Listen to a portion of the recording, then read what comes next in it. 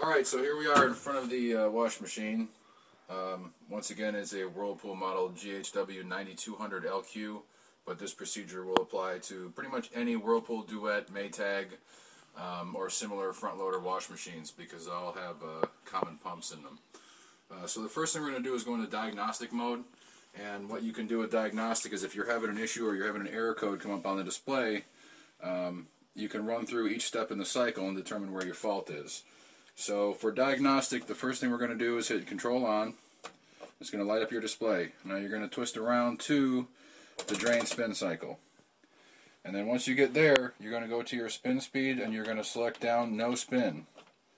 So you have 2 minutes remaining on the display. So then you're going to hit pre-wash 4 times within 5 seconds. And you see C00, that's the beginning of the diagnostic cycle. So as you can see, you hear the door solenoid clicking to lock the door, and the first fill of water is done. Now if you double tap pre-wash, we'll move to the second. So the second one is the wait period for if a small child were entrapped in the wash machine, it will unlock the door and allow them to free themselves. Since the pump is the issue with this particular machine, we're going to keep on going. Here we are going to 3, and so we'll go to 4. You can see the basket's rotating. We'll go to 5. That's the rinse cycle. And now you can hear, I don't know if you can hear it well enough, but you can hear the pump doesn't sound very good. And so since this is the issue that I'm having, I'm going to let it run for a minute just to make sure there's no water in there, but we are going to pull any remaining water out with a shop vac before we get in there so we don't make a huge mess. So you can hear, I don't know if you can hear the water draining now that we're on 7. This is the drain spin cycle. So I'm going to go ahead and hit us to 8, which will end the cycle. Alright, for this step there's 2 screws that hold the lower panel onto the front of the washer. I happen to have a drawer under the machine, so mine may be higher off the ground than yours. Either way, the same steps apply. So for this step we're going to need a T20 Torx bit, which I have conveniently stuck on the end of my Kershaw. I forget what they call this one, but it was about $10 at Walmart. It comes in real handy with screwdrivers. So if you have a drawer, you can go ahead and pull it out so you can get in here, and then you can see there's 2 screws, one on each side. And so we'll just go in here and remove these 2 screws, and that will give us access to the front panel of the washer and the pump. 1.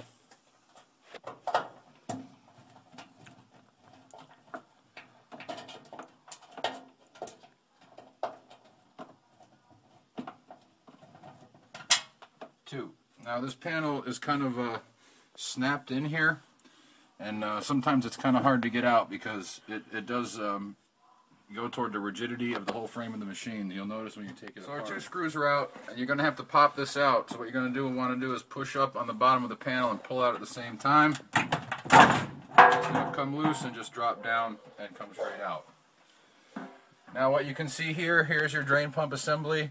This is the strainer, and then the pump motor itself. And you have the hose coming from the wash basin, and then the hose that goes out the back of the washer to the drain. So the next thing we want to do before we pull it apart is we want to shut off the breaker and pull the drain hose out of your drain in the wall and just suck it out with a wet dry vac if you have one. If you don't, then prepare to get a little bit wet because there will be some water in this strainer in the bottom when we take it apart. Okay, so we have our drain hose out of the wall, and we have our shop vac, and obviously they're not the same size, but they don't have to be. If you just put the drain hole in there and then use your hand to close that gap, the vacuum will get everything out that you need to.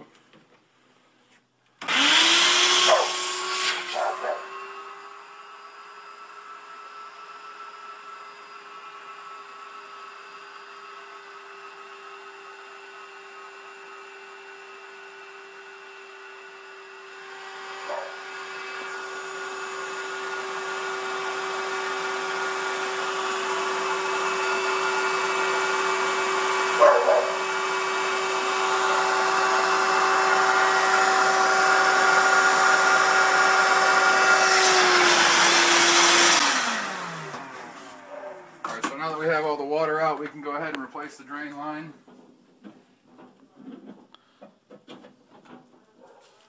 And Since we're now about to disconnect wiring, the next prudent step would be to turn off your breaker for your wash machine.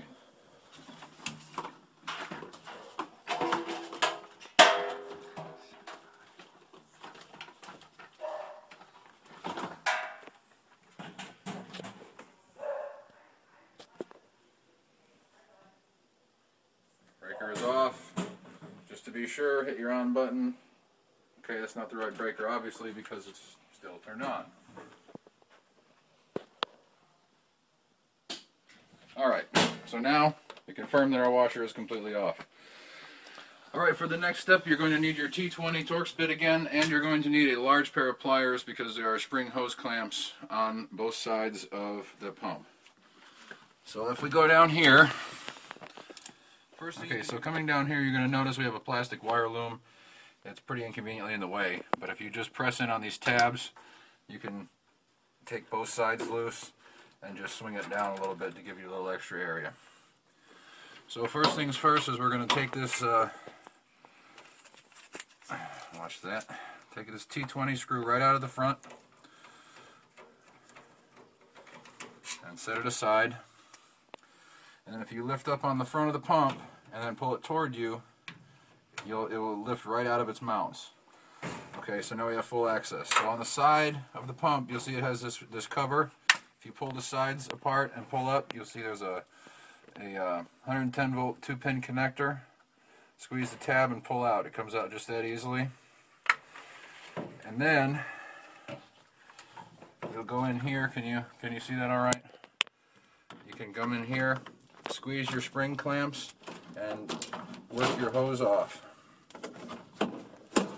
It'll just come off just like that. You can leave your clamp on the hose and move on to the basket drain. Repeating the same process, squeeze the clamp and pull the hose right off. Now you can simply lift the pump out and there's your drain pump unit. Alright, so for this part we're going to need our PH2 Phillips. We do have the pump motor and strainer assembly. Now if you haven't cleaned out your strainer before, this might not be a bad idea. And you can do this with it in the washer, obviously. You simply unscrew the strainer and it will pull out. And then you can see it has holes in here that will stop any coins or large pieces of debris that may have ended up in the washing machine from getting sucked into the pump and possibly damaging it. And as you can see, it's kind of nasty in here. We have a nice kind of mildewy, hairy gunk like you'd find in your shower drain. Alright, so for this portion, you can see we have the housing assembly and the drain pump assembly, the motor assembly. Now you can see the new assembly, just for reference, so you understand that it is only that big. And I found this one on Amazon. I'll put the part number in there on the bottom of the screen for you. I think it was about $77 shipped, whereas if you were to order from Whirlpool, they want somewhere in the neighborhood of $140 or so. So there's only 3 screws. You can see the screws, 1, 2, 3, that hold the pump motor to the housing. Now, watch where this motor is indexed, because you'll see when we take it apart that you can turn this motor and put it in different areas, change the angle of the motor, which I'm not sure is important, but we'll try to put it back together the way that it came out. And you can see on the back side there's this flat piece here, and it is parallel to the flat piece on the top of the motor itself. So we're just going to make sure we line that up when we go back together.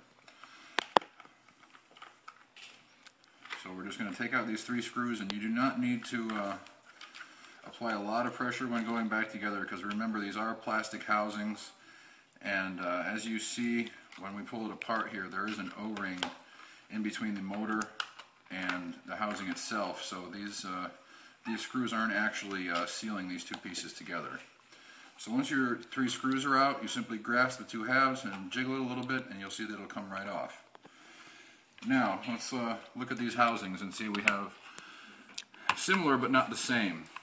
You can see that on this new one there is this additional plastic piece in here, this cup that the rotor sits in. And if we try to spin these, you can see how this one freely rotates. This is obviously bad, and the head wobbles quite a bit, and it was attributing to that noise. Now the new one, you see if you turn it, it snaps. The magnets are very tight. They did upgrade the part for this particular model. And on the sides, you can see that this plastic housing is no longer here. but if you look in the plastic housing, you can see that the magnets for the motor are exposed if you were to remove this housing, which I have.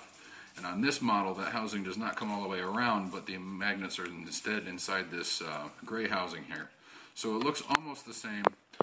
We do not have this plastic cap, this flip cap on the back of the motor, which I don't think is going to be an issue. And then of course the plug is the same, although it is rotated 90 degrees. So to reassemble, it's just as easy as it came apart. So remember, we saw this tab and we wanted it parallel with the top of the motor housing, and so we're going to line that up just like so. And apparently we need to swap the O-rings over. So we're going to just take this O-ring off of here. You can see it's just sitting on here. It's not in the channel or anything, so you just pull that off with your finger. And then we'll take the new unit and we'll just slide that O-ring right over. So now our O-ring is changed. If you did have any leakage here, you would replace this O-ring, but since we did not have any, we're just going to take it and we're going to push it back together, and you will feel it a slight, not a click, but you'll feel when the O-ring seats. And then we'll go ahead and put our screws back in the same place. Remember, they were on either side of the motor housing and then on the bottom. So we're going to go ahead and put our 3 screws back in the same locations that they were before. And we'll go ahead and remember, not too tight, because this is just a plastic housing. And if you do go too tight, you have a propensity for stripping out your housing, and then you will be having to spend that extra $70 or $80 for this little piece of plastic here. So we'll go ahead and tighten these up.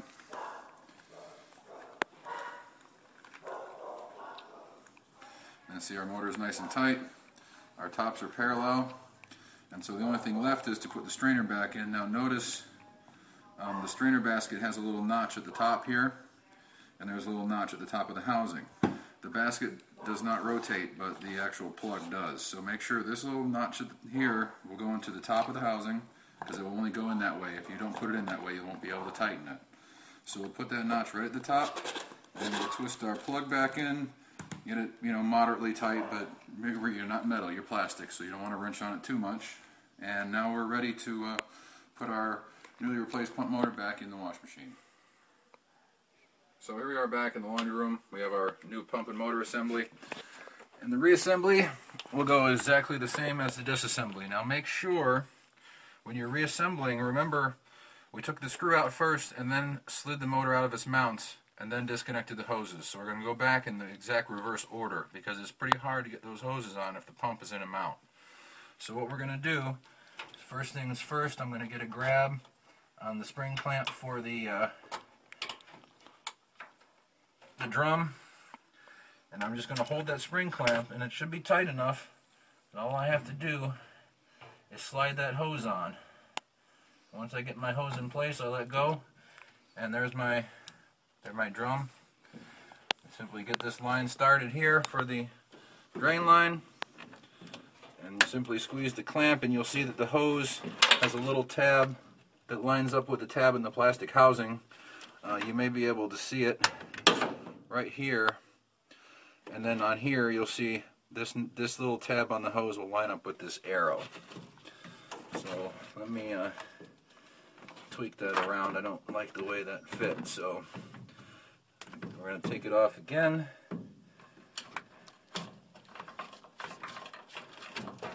And we're going to reposition this clamp so everything is lined up nice. And there we go.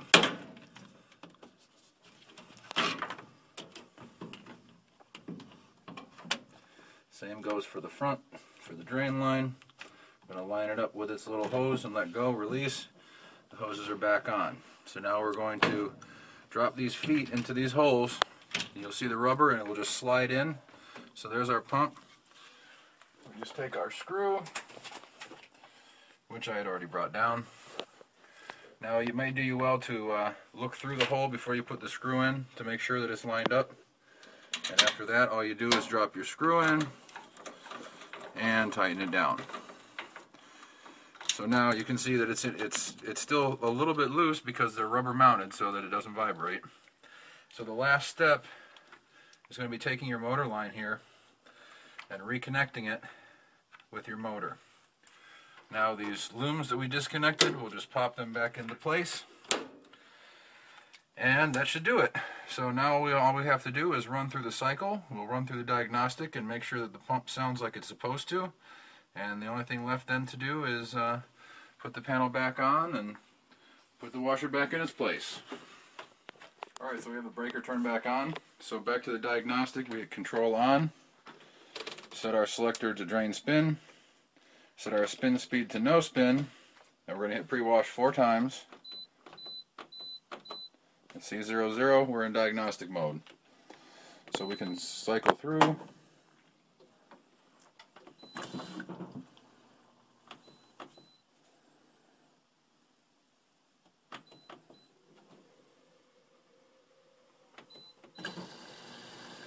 Okay, we're going to let a little bit of water go in so that the pump has some work to do.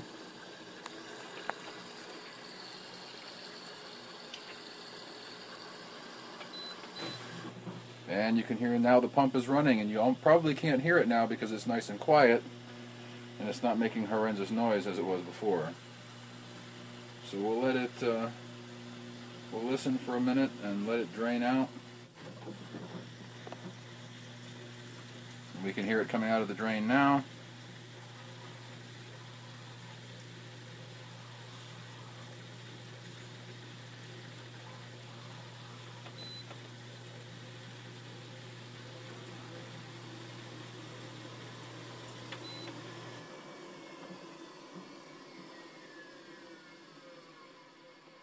And everything is working as it should.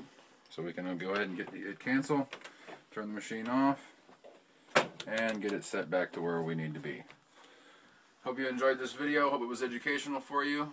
If you do have any questions, you can contact me below, and I will also post the new part number that's associated with this this motor, because it has been changed since the original parts list was printed. Don't hesitate to contact me, and don't forget to like this video if you liked it. You all have a good one.